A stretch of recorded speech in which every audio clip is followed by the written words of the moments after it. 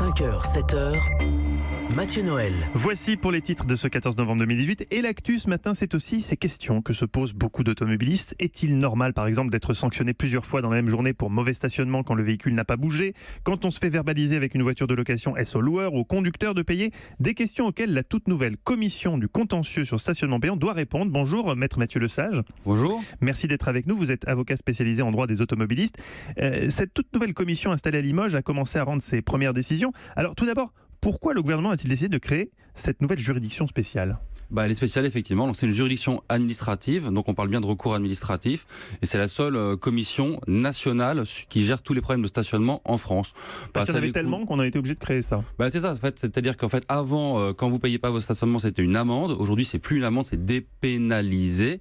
Et donc, en fait, c'est une redevance maintenant. Quand vous occupez le domaine public, on dit qu'il y a une sorte de contrat entre vous et la mairie. Donc, soit vous payez le stationnement, soit vous ne l'avez pas payé, vous êtes resté plus longtemps que ce que vous aviez payé. Là, c'est un forfait de post-stationnement, c'est son nom. Donc, vous recevez ce forfait post-stationnement à payer chez vous, vous le recevez à la maison.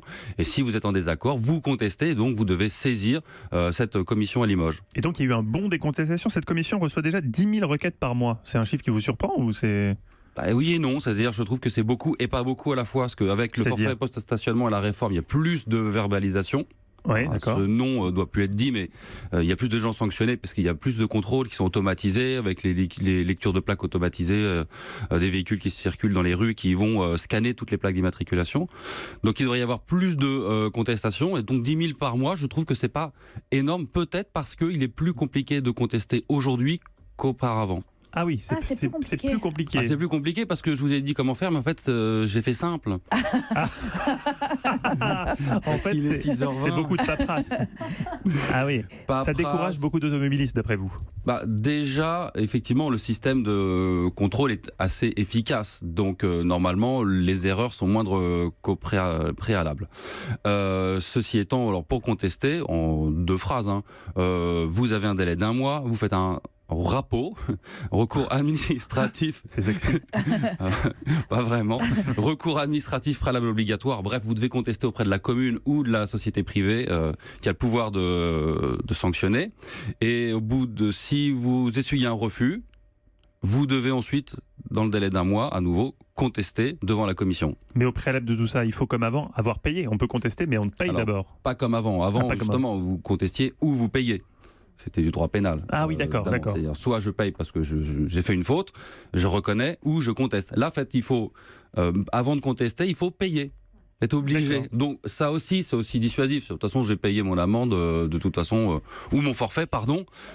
Pourquoi contester? Et oui, surtout que c'est des sommes, j'allais dire modiques, mais c'est quoi? C'est une trentaine d'euros généralement. Modique pour vous, Eva. Mais c'est pour ça que je fais attention à ce que je dis. En fait, quand c'est une fois, ça va. En fait, c'est évidemment quand vous êtes verbalisé plusieurs fois, ou quand c'est des véhicules d'une entreprise, là, il peut y avoir plusieurs verbalisations. Là, les sommes peuvent être plus importantes. Alors justement, sur la multiplication de ces verbalisations qu'on doit plus appeler verbalisation, que pensez-vous de ces voitures LAPI, que certains appellent les sulfateuses APV, qui permettent de contrôler à distance ceux qui ont payé ou pas leur stationnement? Alors, les LAPI, il y avait une alerte de la part de la CNIL, la Commission nationale informatique et liberté. C'est en fait le LAPI, c'est un véhicule qui circule et qui scanne les numéros d'immatriculation et ensuite dresse les PV pour les gens qui n'avaient pas payé. C'est interdit de faire une chaîne de traitement de bout en bout numérisée, en tout cas automatisée, sans l'intervention d'un agent. Donc normalement, il y a un véhicule LAPI qui voit bien que là, le véhicule est en faute. Il doit descendre du véhicule, vérifier de ses propres yeux et ensuite sanctionner. Ce que vous nous dites, c'est que tout ça, c'est contestable aujourd'hui. On peut vous appeler et vous allez contester tout ça pour nous. Envoyez tous vos PV de stationnement au cabinet. Envoyez directement, vous les traiterez. 10 000 par mois, pardon. Bien sûr.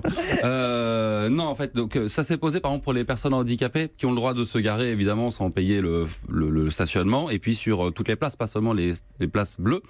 Et donc, quand les LAPI circulent, si c'est pas payé, elles voient pas que il y a marqué handicapé. Et c'est ça la limite de l'automatisation. Donc des personnes handicapées et les associations de handicapés ont alerté, et ensuite il y a eu des erreurs qui se sont faites. Donc je ne sais pas si ça a été géré, ce problème, je crois pas, mais les personnes handicapées ont redouté et redoutent encore d'être verbalisées. Cette augmentation des contentieux, est-ce que c'est bon quelque part? Ça va permettre de faire progresser le droit des automobilistes? le faire progresser le droit des automobilistes. Je ne m'attendais pas à cette question. Le faire, non, disons, je crois vous allez régresser pouvoir, plutôt. À vous pensez. Non, mais vous allez non, défendre. ça va. Non, mais c'est-à-dire qu'après, il y a différents points de vue. Du point de vue des gens qui gèrent le stationnement et des collectivités, pour eux, c'est plus efficace. Évidemment. Voilà. Pour ceux qui abusent vraiment sur le stationnement, ceux-là vont vraiment être sanctionnés. Pour ceux qui payent leur stationnement, ça ne change rien. Et le problème, c'est que non, ça va pour moi faire régresser le droit des automobilistes parce qu'avant c'était du droit pénal et en droit pénal on a plus de droits, liberté du justiciable, droit du justiciable, droit de se défendre. Maintenant en recours administratif c'est plus compliqué, on a moins de droits.